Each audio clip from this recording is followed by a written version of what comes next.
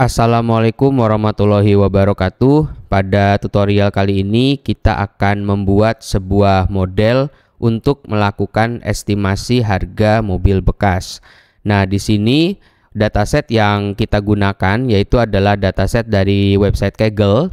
Nah, untuk judul datanya yaitu adalah 100.000 UK Used Car Dataset, di mana pada laman ini kita akan disajikan beberapa merek ya, data dari beberapa merek mobil ya, mulai dari Audi, BMW ya, Skoda, Mercy, Hyundai dan juga Toyota.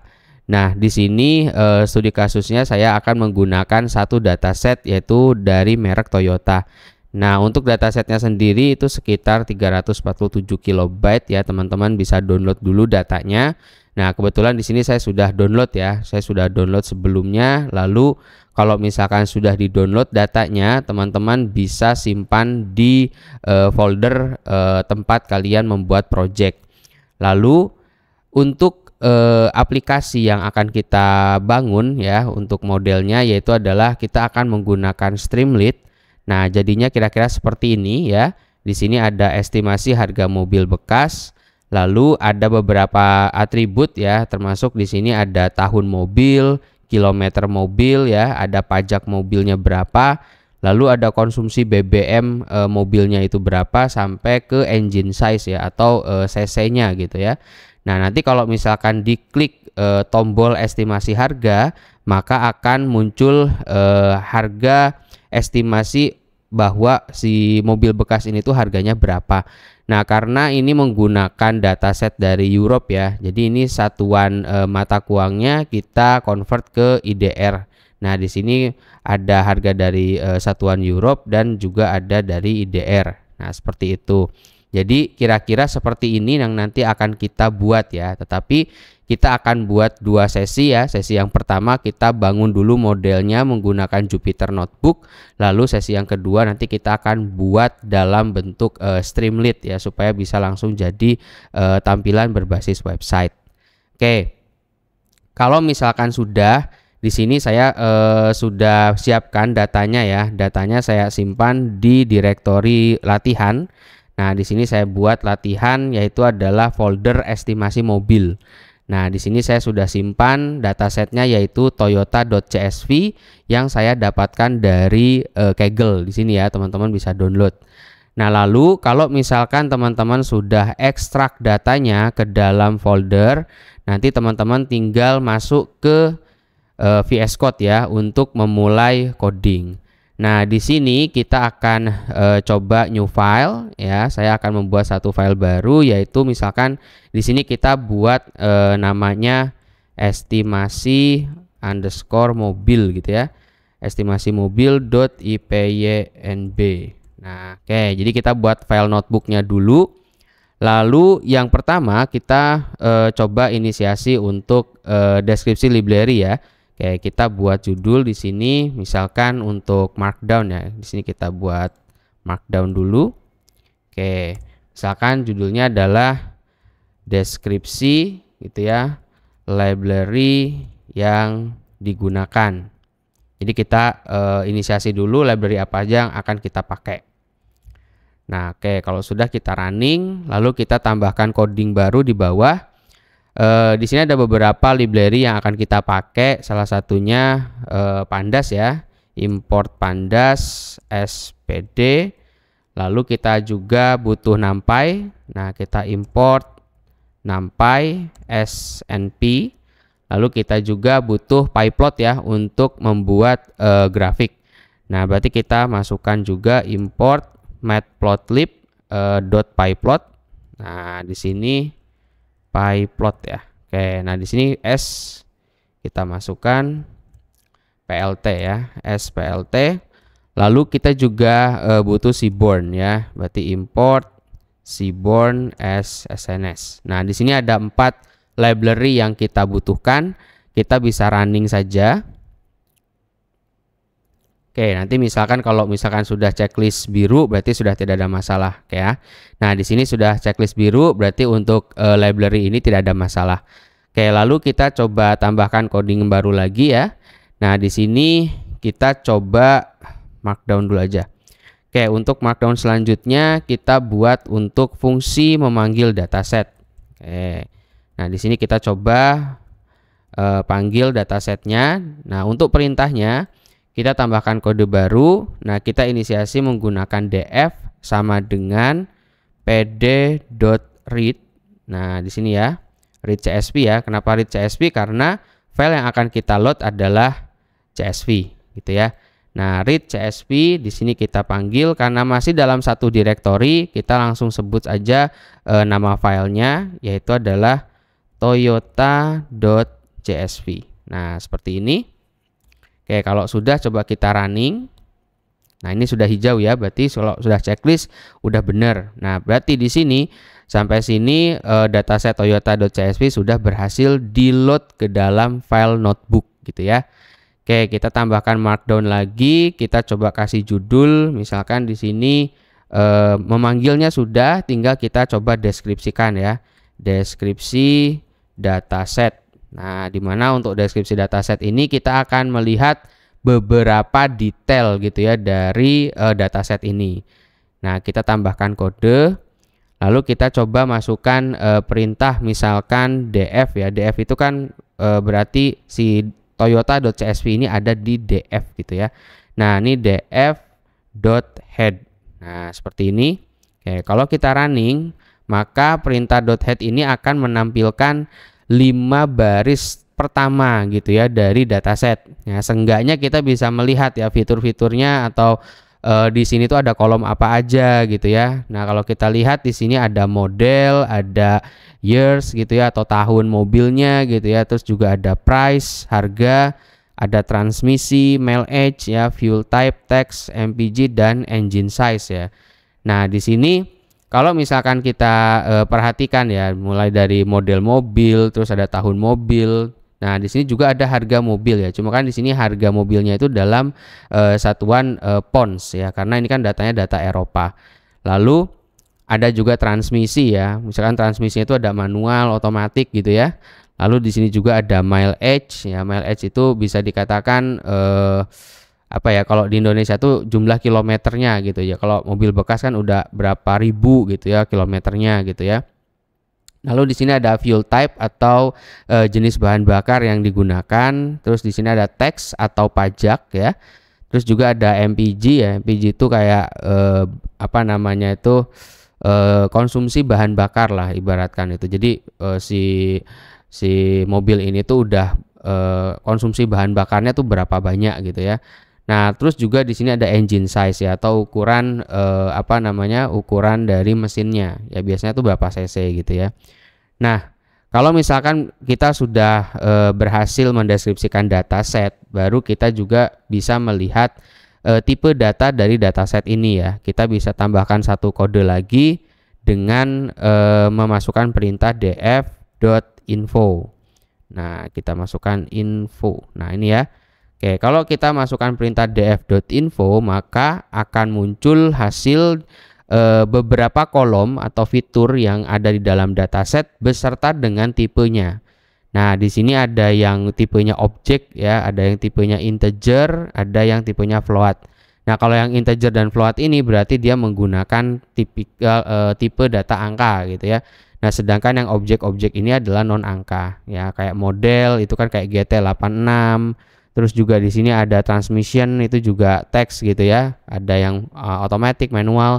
Nah, kita nanti akan memilih khusus ya karena kita akan menggunakan model regresi linier. Jadi nanti kita akan seleksi beberapa atribut ya. Jadi kita hanya menggunakan atribut yang angka-angka saja gitu ya, yang yang objek-objek ini kita nggak pakai. Nah, selanjutnya kita akan coba visualisasikan ya. Misalkan kita mau ngecek heatmap dari dataset ini apakah ada null atau enggak gitu ya. Nah, kita bisa memasukkan sns.heatmap. Nah, seperti ini. Lalu kita masukkan perintah df.isNull. Nah, seperti ini ya. Oke, kita masukkan isNull. Oke, kalau misalkan sudah, coba kita running. Nah, hasilnya seperti ini ya. Ini kalau misalkan kita lihat tidak ada pembagian, berarti bisa dikatakan dalam dataset ini itu tidak ada missing data seperti itu. Nah, lalu kita juga bisa memasukkan perintah df.describe ya. Nah, di sini df.describe. Nah, untuk describe itu kita bisa melihat nilai rata-rata dari dataset ya, mulai dari jumlah data, rata-rata, STD, ya, nilai minimum, nilai maksimum gitu ya. Nah, ini kita bisa menggunakan fitur df describe. Nah, ini yang bisa kita masukkan ya ke dalam kategori untuk pemahaman datanya ya, atau deskripsi dari dataset. Nah, selanjutnya sebelum kita masuk ke model, kita coba melakukan beberapa visualisasi data ya. Nah, di sini kita coba markdown dulu, tambahkan markdown. Nah, di sini kita coba kasih judul untuk visualisasi data. Oke, di sini untuk visualisasi data kita akan memberikan beberapa jenis visual ya. Kita akan coba beberapa fungsi visual yang ada di dalam dataset. Nah, yang pertama kita coba plotkan ya untuk figure dari dataset ini ya. Nah, kita bisa masukkan perintah plt.figure. Nah, di sini ada ya plt.figure. Terus kita masukkan misalkan fix size. Nah, fix size-nya misalkan di sini kita kasih 10,8 misalkan di sini ya. Oke, lalu kita juga masukkan sns.heatmap karena nanti kita akan membuat heatmap. Nah, untuk yang dimasukkan adalah df.core. Nah, di sini kita masukkan ya df.core. Terus kita kasih di sini perintah annotate. Nah, annotate sama dengan true. Oke. Nah, kalau misalkan kita running, nah akan muncul data seperti ini ya. Jadi kita menemukan di sini ada engine size, ada MPG, text, mail age, price, dan year. Nah, dari sini berarti kita ditampilkan gitu ya atribut-atribut yang memang menggunakan atribut huruf gitu ya. Atribut numerik. Nah, di sini mulai dari engine size ya, MPG, terus juga text ya, pajak, mail age, price, dan year. Nah, di sini adalah data-data yang menggunakan numerik seperti itu. Dimana nanti data dari hasil ini kita akan menyeleksi. Jadi nggak semua nggak semua atribut kita akan gunakan pada analisis estimasi ini. Jadi kita di estimasi ini hanya menggunakan atribut yang dia bertipe integer seperti itu ya, atau bertipe numerik ya. Oke, kita akan coba membuat beberapa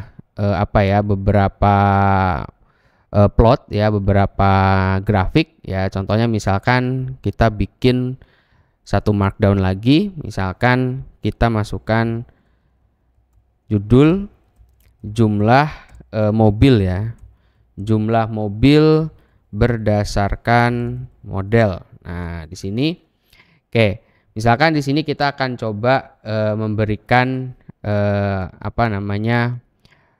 beberapa plot ya untuk jumlah mobil. Nah, kita bisa tambahkan kode di sini ya. Misalkan kita masukkan di sini model ya. Models. Nah, misalkan di sini sama dengan df.groupby. Nah, di sini kita masukkan model. Oke. Lalu kita kasih .count. Nah, di sini yang akan dijumlahkan yaitu adalah .count. Kita masukkan di kurung kotak gitu ya. Yang pertama kita masukkan teks ya untuk pajaknya, text.sort. Nah, di sini ya sort value. Lalu kita masukkan index ya, by. Sort value-nya kita masukkan by sama dengan text. Nah, seperti ini. Lalu juga kita ukur ya, atau kita sort menggunakan ascending ya, sama dengan true. Seperti ini. Nah, lalu kita kasih dot reset index. Nah, seperti ini. Ini kita buat fungsinya dulu ya. Nah, lalu kita masukkan lagi models sama dengan, nah, kita masukkan models dot rename. Nah, kita masukkan rename, lalu masukkan fungsi kolom kurung kurawal seperti ini, teks gitu ya, kutip teks, titik 2 kita masukkan number of cars gitu ya. Titik 2 di sini number, misalkan di sini of cars. Oke, seperti ini ya. Nah, kalau sudah coba kita running. Nah, di sini nggak ada masalah ya, checklistnya sudah hijau. Terus kita plot ya. Misalkan untuk plottingnya kita masukkan perintah fig gitu ya, sama dengan plt.figure. Nah, seperti ini. Terus kita masukkan fig size ya. Fig size sama dengan kita kasih ukuran misalkan 15,5. Nah, lalu kita masukkan perintah lagi sns.barplot. Jadi tipikal dari grafik ini tuh dalam bentuk bar plot ya. Lalu di bar plot ini kita tentukan x-nya itu adalah sama dengan models ya, dimana model ini kan yang udah kita inisiasi di awal ya. Berarti x-nya sama dengan models. Nah, dimana nanti kita kurung kotak di sini kita panggil model seperti ini. Lalu setelah kurung kotak kita kasih koma, kita tentukan y. Nah, y-nya yaitu adalah models. Nah, terus kita kurung kotak. Nah, yang kita panggil di dalam models ini apa? Kurung kotak ya. Nah, yang kita panggil adalah number of cars ya. Nah, di sini ya, number of cars. Oh, ini ini no ya. Number. Oke. Oke, terus kita masukkan di sini number of cars. Ini kita copy aja biar sama ya. Oke, nah seperti ini. Lalu kalau misalkan udah kita kasih koma setelah kurung kotak, kita kasih warna ya, color sama dengan misalkan royal blue misalkan. Royal blue. Ya, ini untuk warna teman-teman bisa ganti sesuai selera ya. Nah, kalau misalkan sudah kita kasih perintah plt.xtick ya. Xtick, lalu kita kasih di sini rotation 60 ya misalkan. Rotation. Nah, kita masukkan di sini sama dengan 60. Oke. Nah, kalau sudah kita coba running. Nah, akan muncul seperti ini ya.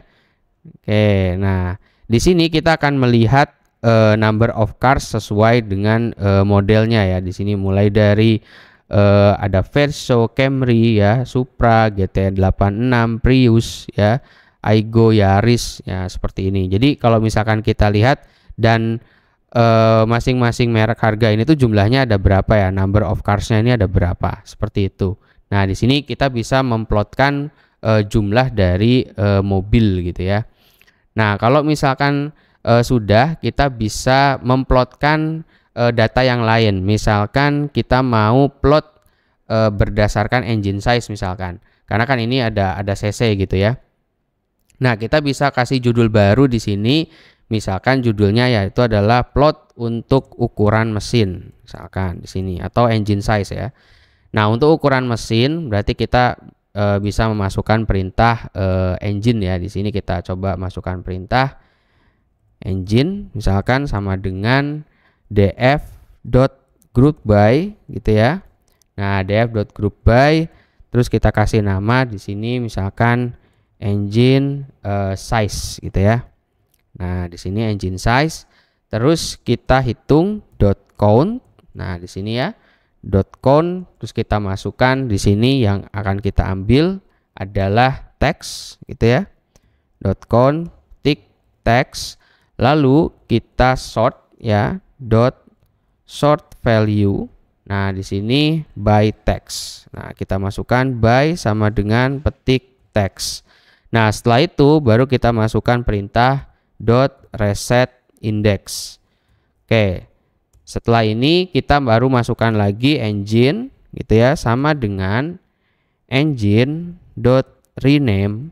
Nah, lalu kita masukkan juga kolom yang akan kita gunakan ya. Di sini kolom sama dengan kita kasih kurung kurawal. Nah, kita masukkan teks gitu ya.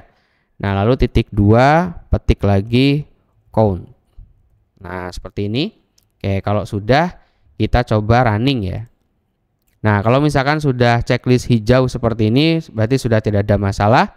Lalu kita tambahkan kode lagi untuk plottingnya. Nah, di sini kita masukkan perintah plt.figure. Oke, sorry. Nah, di sini kita masukkan .figure. Nah, sini ya, plt.figure. Di sini kita kasih ukurannya fix size sama dengan kita kasih misalkan 15,5. Lalu setelah kita tentukan ukuran dari figur, baru kita masukkan perintah sns.barplot ya, hampir sama dengan plotting sebelumnya. Jadi tipenya kita gunakan bar plot. Terus kita tentukan nilai x sama dengan, nah di sini x-nya berarti engine. Nah, di mana engine di sini kita masukkan engine size ya, atau ukuran dari mesinnya. Berarti kita masukkan engine size. Oke, lalu untuk nilai y, koma gitu ya, kita masukkan nilai y sama dengan engine, lalu kita masukkan count ya, petik count. Nah, seperti ini. Nah, setelah itu kita tentukan warnanya ya. Nah, kita masukkan color sama dengan, kita samakan aja, kita menggunakan royal blue gitu ya. Oke. Nah, setelah ada royal blue seperti ini, kita tinggal running, otomatis kita akan mendapatkan satu bar plot ya, engine size dari data mobil ini, dan ada jumlahnya juga. Jadi kayak misalkan untuk engine size yang 1000 itu ada berapa gitu ya, yang 1,2 itu ada berapa, 1,3 itu ada berapa. Nah, ini diambil dari dataset seperti itu. Nah, jadi dari sini kita udah bisa memberikan satu bar plot ya berdasarkan engine size. Nah, lalu yang berikutnya kita bisa memberikan plot yang lain ya, plot yang lain. Kalau ini kan kita buat dalam bentuk bar plot. Misalkan kita mau membuat nilai distribusi gitu ya. Nah, di sini kita juga bisa kita tambahkan satu markdown lagi. Nah, misalkan di sini kita akan ambil satu nilai dari mile edge ya. Misalkan di sini ada mile edge.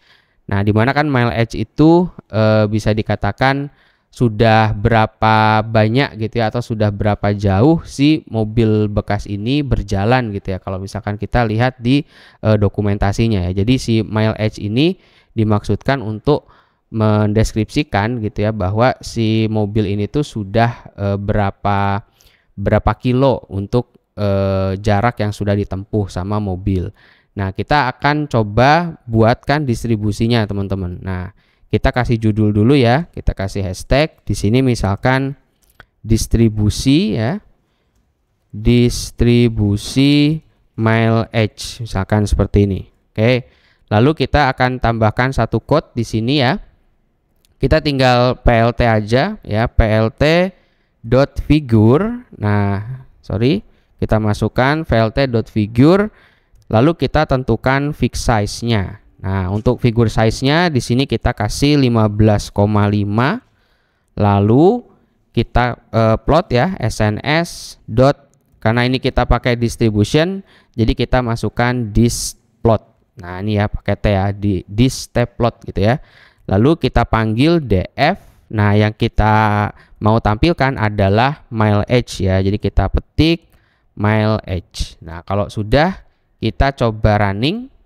Nah, nanti hasilnya kita akan mendapatkan nilai distribusi dari mile edge yang ada di dalam data mobil bekas seperti itu. Nah, jadi ini adalah nilai distribusinya, teman-teman. Oke. Selanjutnya kita juga bisa selain distribusi mile edge misalkan untuk price ya. Karena kan ini untuk estimasi harga mobil bekas, otomatis juga kita harus tahu nilai distribusi dari harga mobil bekas tersebut. Ya, kalau misalkan dilihat berdasarkan dataset seperti itu. Nah, kita coba tambahkan markdown lagi. Lalu kita tambahkan judul ya. Misalkan di sini distribusi harga ya. Distribusi. Nah, kita masukkan distribusi harga mobil misalkan. Nah, lalu kita running. Nah, kita tambahkan code lagi. Nah, kita tinggal masukkan plt.figure. Nah, di sini kita masukkan ya plt.figure.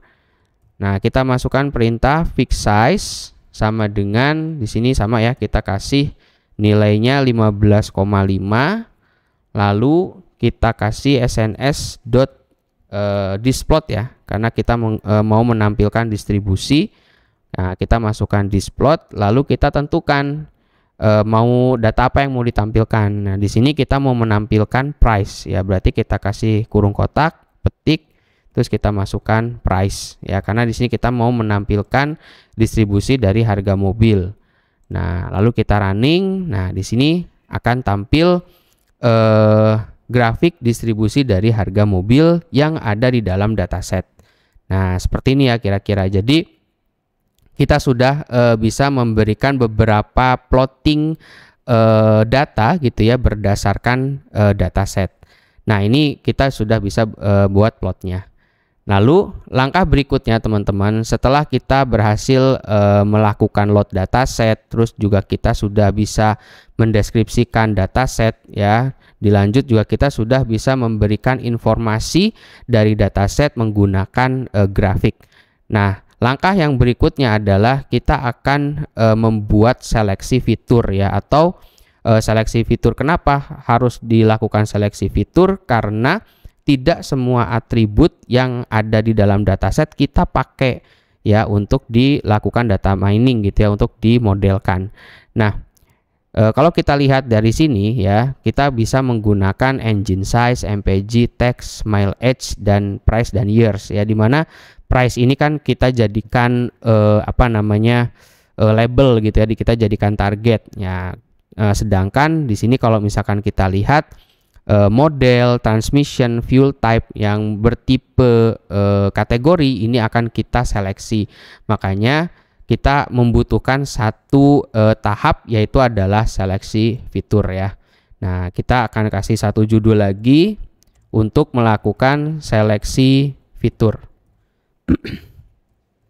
Oke. Nah, untuk seleksi fitur di sini kita akan masukkan kode baru ya. Nah, kita akan memilih ya fiturnya apa saja. Kita bisa masukkan code ya di sini, fitur gitu ya.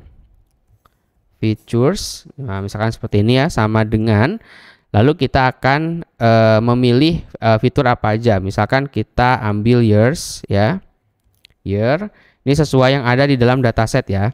Ada years, terus juga kita masukkan mileage gitu ya. Lalu kita ambil juga selain mileage ada text, lalu kita masukkan di sini ada MPG, lalu juga kita masukkan lagi engine size ya di sini. Oke, jangan lupa untuk hurufnya itu harus disesuaikan dengan yang ada di dalam dataset ya, harus sama ya besar kecilnya supaya terpanggil.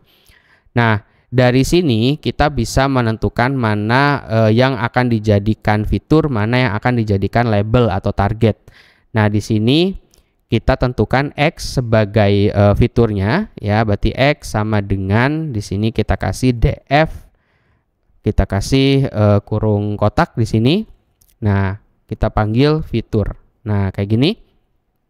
Lalu untuk Y-nya, nah untuk Y itu sendiri kita akan panggil ya, karena di sini years, mileage, text, MPG, dan engine size itu akan jadi fitur, sedangkan targetnya atau Y-nya itu kita panggil price ya. Jadi kita akan menggunakan price ini sebagai label atau target. Nah, terus kita masukkan perintah x.shape ya, y.shape. Nah, seperti ini. Nah, kalau sudah kita coba running.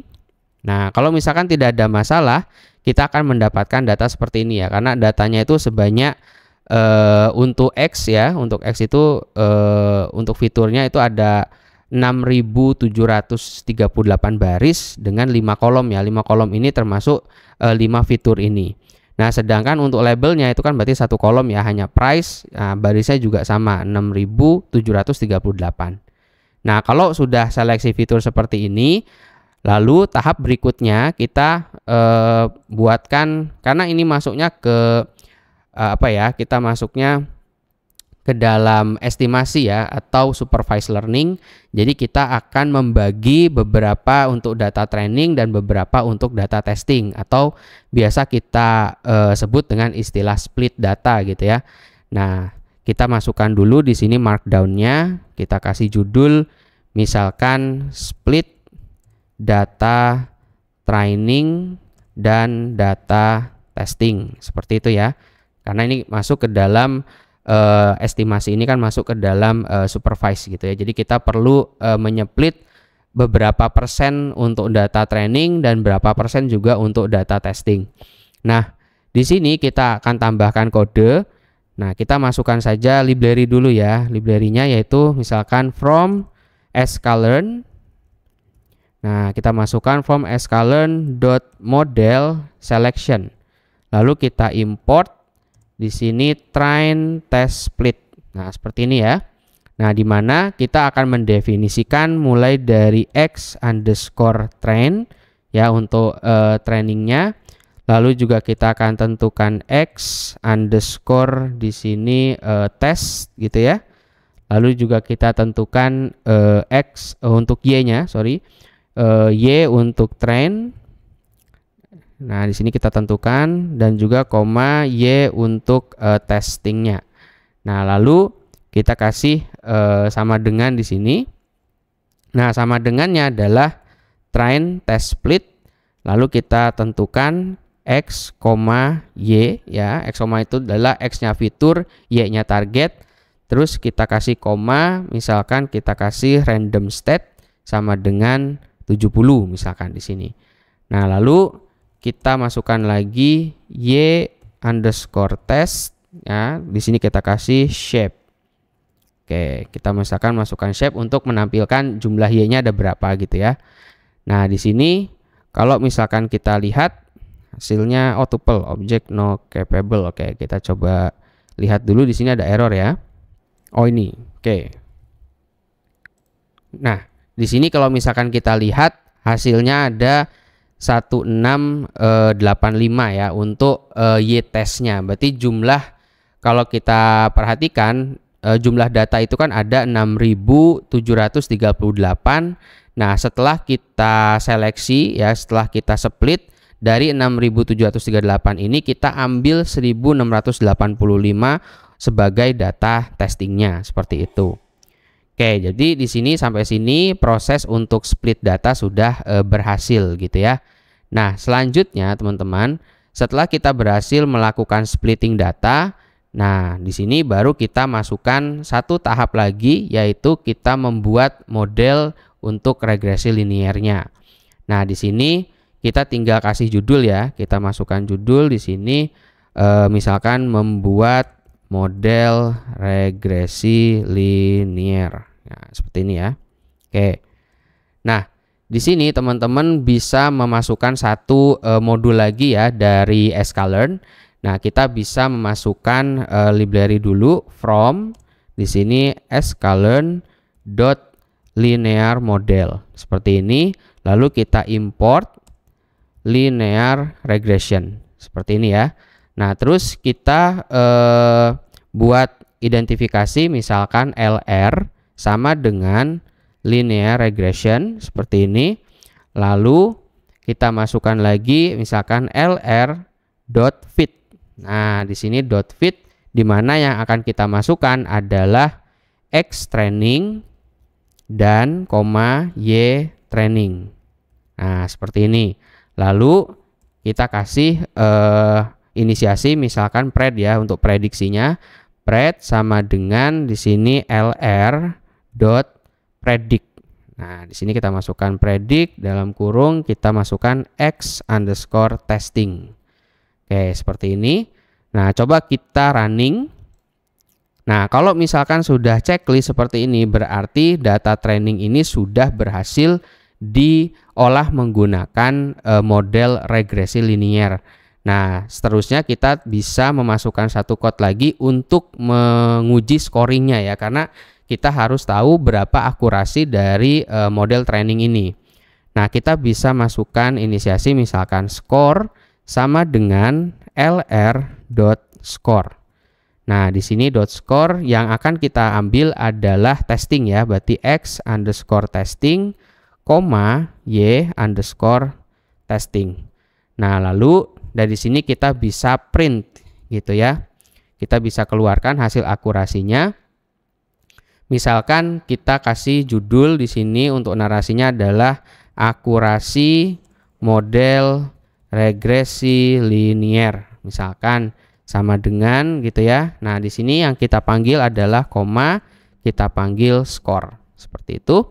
Nah, kalau kita running, nah kita akan mendapatkan akurasi sebesar 0,76 ya, atau ya bisa dibulatkan misalkan 76%. Nah, ini udah cukup lah untuk sebuah akurasi model seperti itu.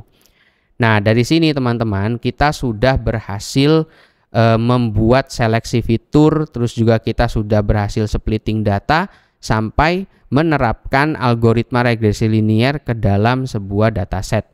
Nah, selanjutnya apa? Selanjutnya kita akan coba buktikan teman-teman. Ya, kita coba buktikan modelnya, kita masukkan beberapa data baru gitu ya. Nah, kira-kira bisa keluar tidak untuk estimasinya seperti itu. Nah, kita akan bikin satu judul dulu ya. Di sini kita kasih markdown. Misalkan di sini membuat apa ya? Inputan gitu ya. Inputan model regresi ya. Regresi linier. Nah, dari sini kita akan coba tambahkan satu code ya. Nah, misalkan di sini kita akan masukkan satu inisiasi, misalkan input underscore data. Karena kan di sini datanya kita masukkan manual ya. Misalkan input data sama dengan kita masukkan np.array. Nah, di sini array ini kita akan masukkan kurung kotak. Di sini masuk kurung kotak lagi. Nah, di mana array di sini yang dimaksudkan adalah kita akan memasukkan years gitu ya, sesuai data data fitur. Jadi kita masukkan years, terus juga mileage, kita masukkan text, MPG sama engine size. Nah, kalau misalkan kita masukkan di sini teman-teman, kayak kita lihat di atas ya. Nah, ini misalkan years itu kan ada yang 2016 gitu ya, 2016. Terus kita masukkan price gitu ya di sini. Nah, ini ya, misalkan year-nya 2016, price-nya 1.600 ya, mileage-nya sekian. Nah, kira-kira estimasinya itu ada berapa? Kayak misalkan kita masukkan di sini ya untuk array-nya. Misalkan untuk years kita masukkan 2019 misalkan ya. 2019, terus kita masukkan di sini untuk misalkan kita lihat di mana ya? Misalkan coba kita lihat di sini, berarti kita masukkan years terus mileage ya, text.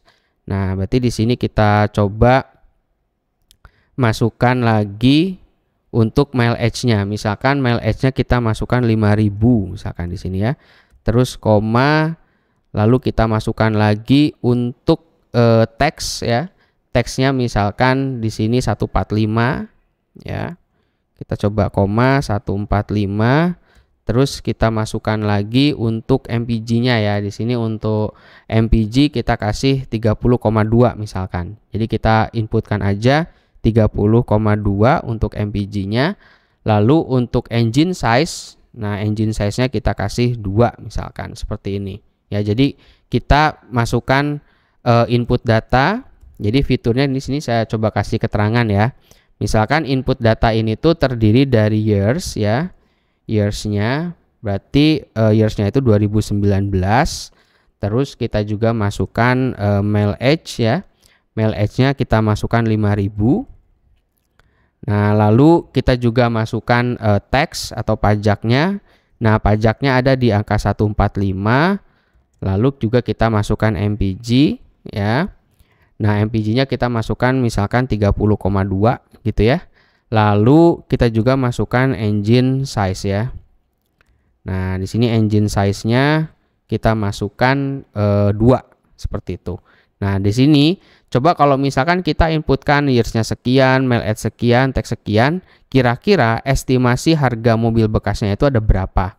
Nah, berarti dari data fitur ini kita tinggal masukkan prediction misalkan. Prediction, nah sama dengan, nah untuk predictionnya yaitu adalah LR, ya LR itu dari linear regression ya, berarti LR.predict. Nah di sini lalu kita masukkan input data ya. Jadi LR linear regression dot predict. Nah yang mau dipredik apa? Nah ini 5 data fitur yang kita inputkan, yaitu adalah input data. Nah, kalau misalkan berhasil, kita coba keluarkan hasilnya ya, kita masukkan perintah print. Nah, misalkan di sini kita kasih judul estimasi harga mobil gitu ya, harga mobil. Misalkan di sini dalam pounds ya.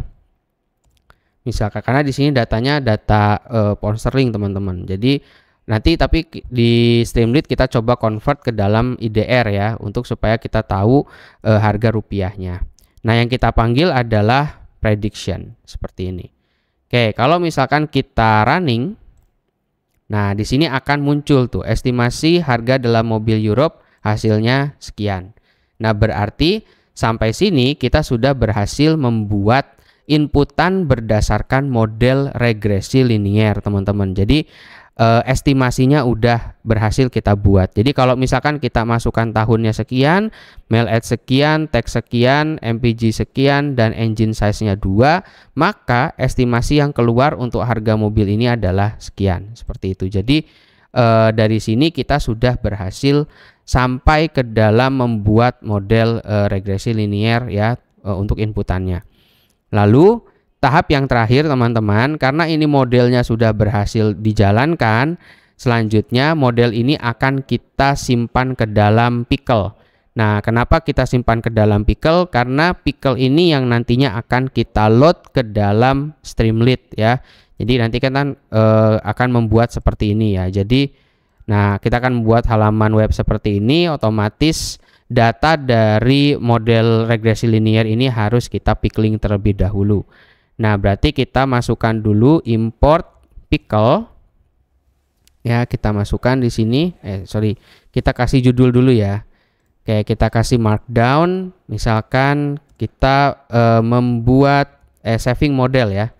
Save model. Nah, untuk save model kita perlu beberapa baris saja. Kita masukkan import pickle. Nah, terus kita kasih file name. Nah, file name ini adalah untuk nama file yang akan kita create gitu ya. Namanya misalkan kita kasih nama filenya estimasi mobil gitu ya. Kita kasih estimasi underscore mobil dot SAV ya, karena kita menyimpannya ke dalam bentuk SAV. Nah, terus kita masukkan perintah lagi pickle dot dump. Nah, kita masih dump. Lalu yang akan di dump itu adalah model RR atau regresi linear, koma, kita masukkan lagi open. Nah, yang kita panggil adalah file name ya, file name yang estimasi underscore mobil. Berarti file name, koma, terus kita kasih WB. Ya, WB itu word binary ya, artinya kita akan menyimpan ke dalam estimasi mobil.sav ini. Oke, kalau misalkan sudah, kita tinggal running saja. Nah, kalau udah di running, teman-teman, kalau sudah berhasil, kita akan mendapatkan satu file baru, yaitu adalah estimasi mobil.sav. Nah, pada tutorial berikutnya nanti kita akan coba meload model estimasi mobil.sav ini ke dalam Streamlit ya. Jadi kita ada satu script lagi, satu program lagi untuk membuat model ini ke dalam Streamlit. Nah, sehingga nanti kita bisa mendapatkan satu interface inputan seperti ini. Jadi kalau kita masukkan tahun, kilometer, pajak, konsumsi BBM, dan engine size, nanti kita tinggal klik harganya, lalu kita akan mendapatkan estimasi harga berapa yang akan ditampilkan. Seperti itu. Oke. Jadi pada tutorial ini untuk chapter satunya kita sampai ke dalam saving model ya. Nah, sampai sini teman-teman bisa mencoba ya, mulai dari load data sampai saving model ya. Mudah-mudahan tidak ada error seperti itu ya. Jadi ini adalah masuknya ke dalam supervised learning untuk estimasi harga mobil bekas. Cukup sekian mungkin tutorialnya, semoga bermanfaat. Selamat mencoba. Billahi taufik wal hidayah. Assalamualaikum warahmatullahi wabarakatuh.